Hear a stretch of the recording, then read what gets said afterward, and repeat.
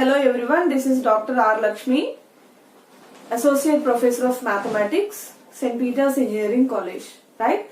Today in this class I am going to talk about the concept addition theorem on probability, and let me explain after that what are the different problems that can be solved by using this addition theorem. Okay, the theorem states that if A and B are any two events in a sample space, then the probability of A union B is equal to the probability of A plus probability of B minus the probability of A intersection B. Let us prove this with the help of Venn diagram. Okay, let us have the proof.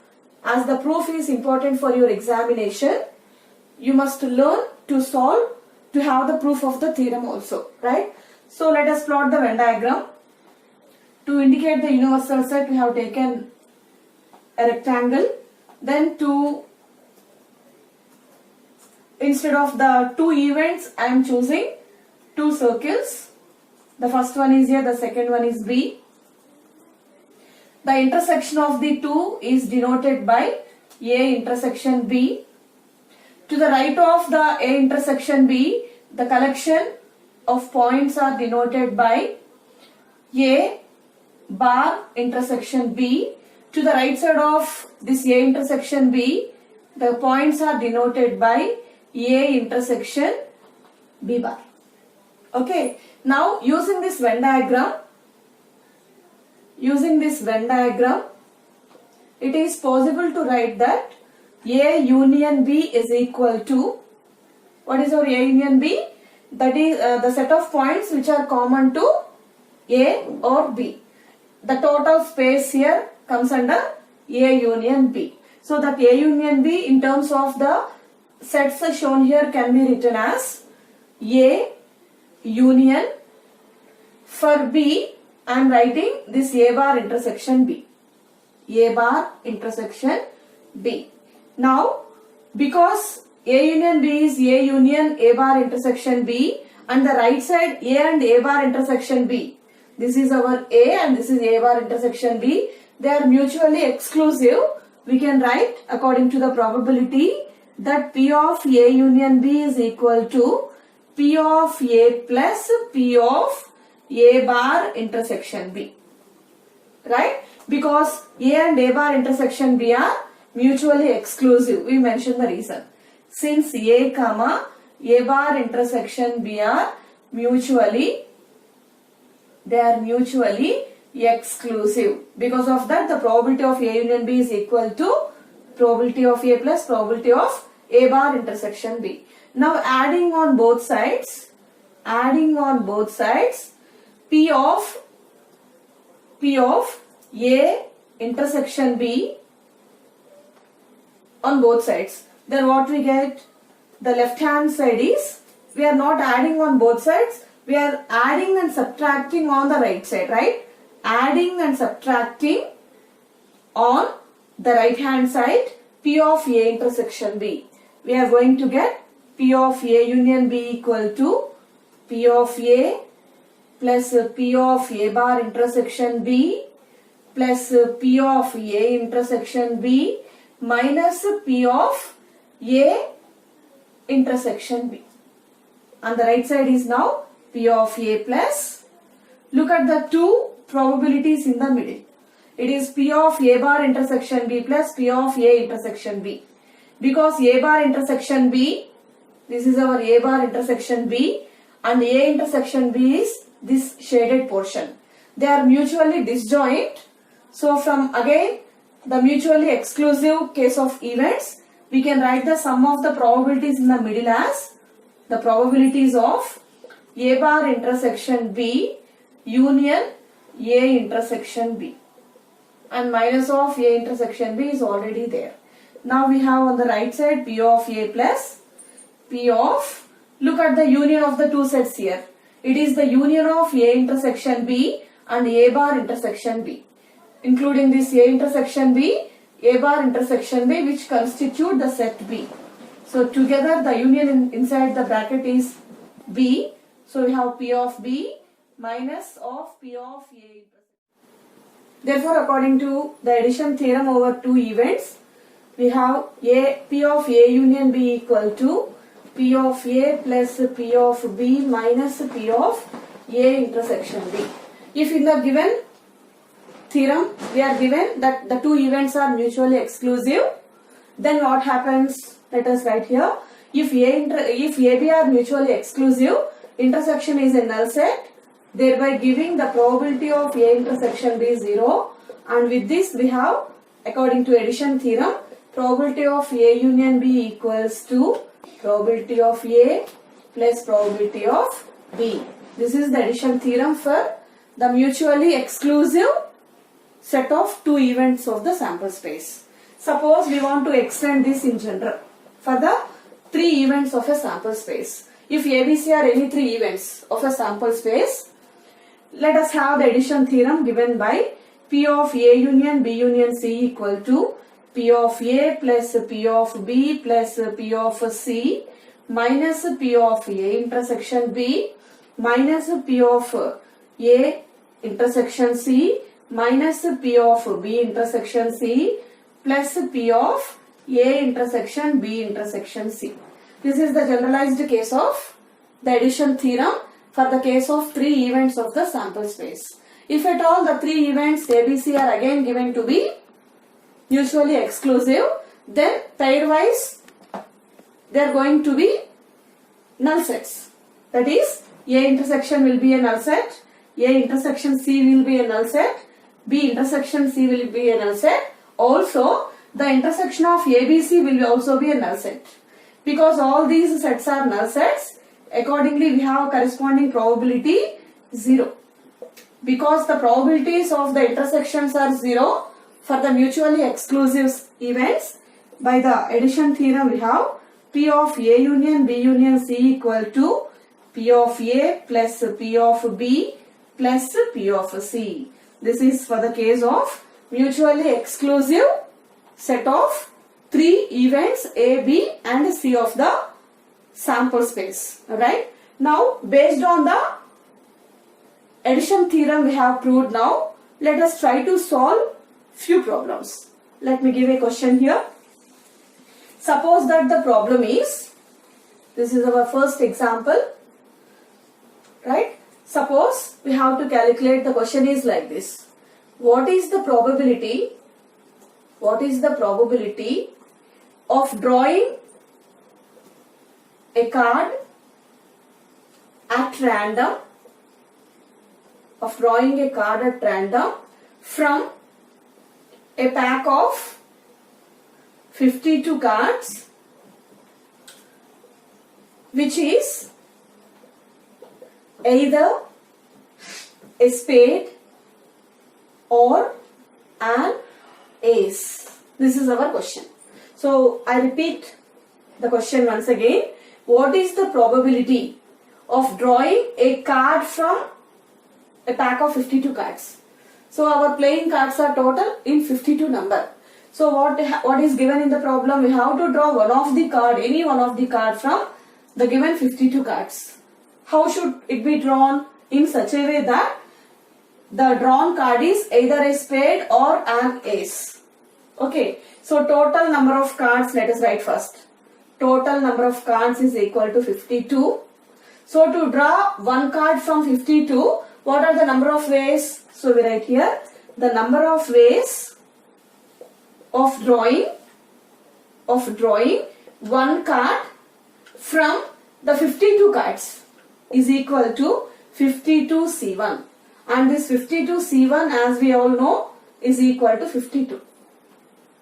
Okay, now because there are 52 ways of drawing a card from the given set of 52 cards, this will be the number of exhaustive cases for the given problem. So we denote it by n is equal to 52. Now we divide the given drawn card is either a spade or an ace as the two different events. Let us suppose that A is equal to event of getting, it is the event of drawing a spade card. Let us suppose. How many spade cards are there in the 52 cards? As we know, there will be total 13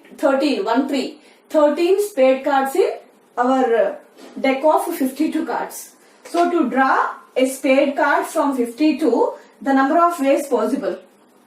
The number of ways possible to draw a spade from 13 spade cards is equal to 13C2.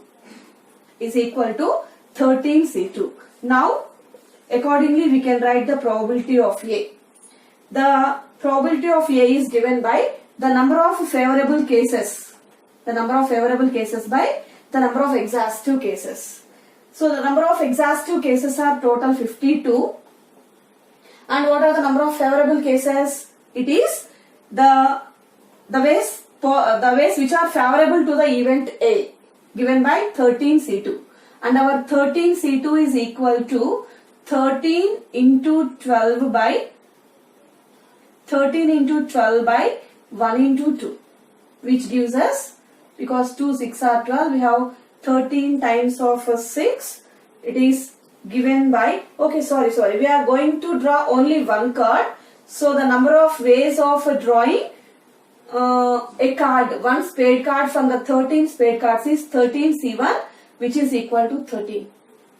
So number of favorable cases to A is equal to 13 and total possible exhaustive cases is 52. So the probability of A is 13 by 52. Okay. Similarly, we suppose that B is the event of a drawing, an ace card. An ace card, right? And in how many ways an ace card can be drawn? How many ace cards are there? In the deck of 52 cards, we will be having only one ace card, right? We will be having we'll be having one ace which is a spade, one ace which is club, one ace which is diamond, one ace which is heart. So how many ace cards are there? Total 4 ace cards are possible in 52 cards. Therefore, the number of ways of drawing is an ace card out of 52 given cards will be equal to, out of given 52 cards will be equal to, now total there are 4 ace cards and we are going to draw an ace card from the total 4 ace cards. So we are going to get here, it is a 4C1 which is equal to 4. Right? Now with this 4, we can calculate P of B is equal to the number of favorable cases of drawing an ace card from 4 ace cards, which is a 4 by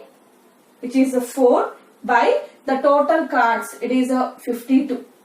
So we have got P of A equal to 13 by 52, P of B equal to 4 by 52. With these values, let us try to calculate what is the probability of A intersection B. As we all know, this A intersection B stands for either A or B. Means either a spade card or an ace card. Either a spade card or an ace card. In the deck of 52 cards, there will be only one spade card which is an ace. So what is our A intersection B? It is only one case possible because only one spade and ace card is possible. So the probability of A intersection B is the number of favorable cases 1 by the total number of cards in the deck. So we have 1 by 52. So with this, the required probability P of A union B, the probability of either A or B, either a spade card or an ace card, is now equal to, according to addition theorem, P of A plus P of B minus P of A intersection B, which equals to 13 by 52 plus 4 by 52 minus 1 by 52. We are going to get 13 plus 3, which is 16 by 52. This is the required probability that the one card drawn from the 52 cards is either a spade card or an ace card. And this problem we have solved by using the addition theorem on. Look at the two problems given here. These two problems are also can be solved by using the addition theorem on probability. Let us solve the second problem first. There are 3 students ABC participating in the running race. Given that the 2 students AB have the same probability of winning, also given that each of the probabilities of AB is 2 times as likely as the probability of C. To find the probability that B or C win the race, right? So what is given in the problem? 3 students are participating in the running race. Because there are 3 students participating in the running race, to win the race, it is possible with only one student. So either A or B or C can only win the race, right? So if either A or B or C is denoted by A union B union C, it is already known that either A or B or C. Because A or B or C, all the 3 cannot at a time win the race. Only one out of them can win the race. Either A or B or C winning the race can be represented by A union B union C. It is the only possible outcome of the running race. So we can now say that this union is equal to the sample space S. Because S equal to A union B union C, we are clear from the axiom of probability that P of S is equal to P of A union B union C, which is equal to 1. Let it be denoted with equation 1. Right? Now, let us look at the other condition of the given problem. Given AB have the same probability of winning. Right? So, it is given that P of A is equal to P of B. Also, it is given that each of the probabilities of AB is twice as likely as C, which means that P of A and P of A each is equal to 2 times of the P of C. Okay, now to calculate these 3 probabilities, let us apply the addition theorem. Using our addition theorem,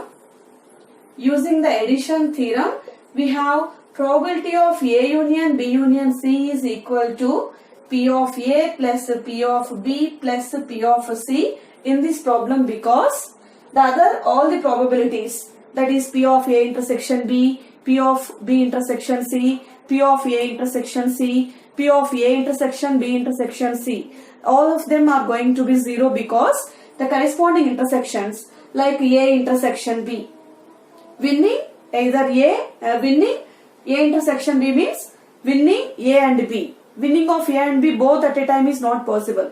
So A intersection B is an empty set. So the probability is 0. Similarly, all the other probabilities become 0, and the addition theorem reduces to P of A union B union C equal to P of A plus P of B plus P of C. But from the equation we have P of A union B union C is equal to 1. So we write 1 equal to P of A is 2 times P of C.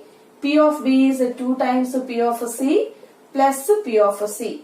The right hand side is total 5 times of P of C, giving us the probability of the third student C winning the race is equal to 1 by 5. Because P of C is equal to 1, accordingly we can have P of A and P of B each is equal to 2 times of P of C, which is 2 into 1 by 5, 2 by 5. So according to the given condition, we are able to calculate P of A, P of B both equal to 2 by 5 and P of C equal to 1 by 5. Keep it aside. Now in the problem, it is given to calculate the probability that B or C wins the race. So the probability that B or C wins the race, B or C can be denoted by B union C. So the probability that B or C wins is denoted by P of B union C. By the addition theorem, this is P of B plus P of C minus P of B intersection C. Because B and C cannot win at a time, we have B intersection C equal to empty set and P of B intersection C will vanish, become 0. And P of B, P of C, as we calculated already, P of B is given to be 2 by 5. P of C we have got 1 by 5. So total we have got 3 by 5, which says that the probability of either B or C to win the race is P of B union C is equal to 3 by 5. Clear? Is the problem clear? This is again another application of the direct application of the addition theorem. Now let us try to solve. Listen carefully. All these model problems are very important for your examination point of view. Look at the third problem. The probabilities that the students ABCD, there are 4 students given.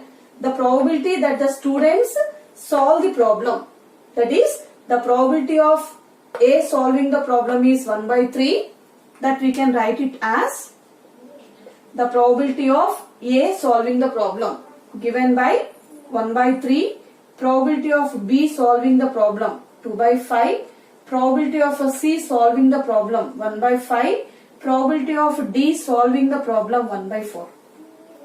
From this we can calculate the probability of A not solving the problem, A complement, is equal to 1 minus 1 by 3, which is 2 by 3. Similarly, the probability that B do not solve the problem is 3 by 5, and probability that C do not solve the problem, it is a 4 by 5, and the probability that D do not solve the problem is equal to 3 by 4. Right? Now let us see the next line of the problem. If all of them try to solve, when all of them try to solve, only one finally could solve the problem. Either A or B or C or D can solve the problem. Right? So solving of either A or B or C or D, the probability that either A or B or C or D solve the problem is denoted by P of A union B union C union D. And according to addition theorem, the right hand side we are going to get a little bit lengthy expression. So instead of that direct usage of addition theorem, in this problem, let us try to have another shortcut technique. As we know previously, the probability of an event plus the probability of its complement is always equal to 1. Using this result, we can write the probability of A union B union C union D is equal to 1 minus the probability of the complement of A union B union C union D, and which can be written as 1 minus this probability of the complement of the union can be written according to the De Morgan's law, that in the it is like P of A bar into P of B bar into P of C bar into P of D bar. When each of the probabilities are substituted, we have 1 minus 2 by 3 into 3 by 5 into 4 by 5 into 3 by 4. Cancelling the similar terms, we have got 2 into 3. It is 1 minus 2 into 3. 6 by 5 into 5, 25. And 1 minus 6 by 25 is, it is 25 minus 6, 19 by 25. So 19 by 25 is the required probability that any one of the 4 students, when try to solve, could solve the problem. Right? Am I clear? Is the problem clear? Right?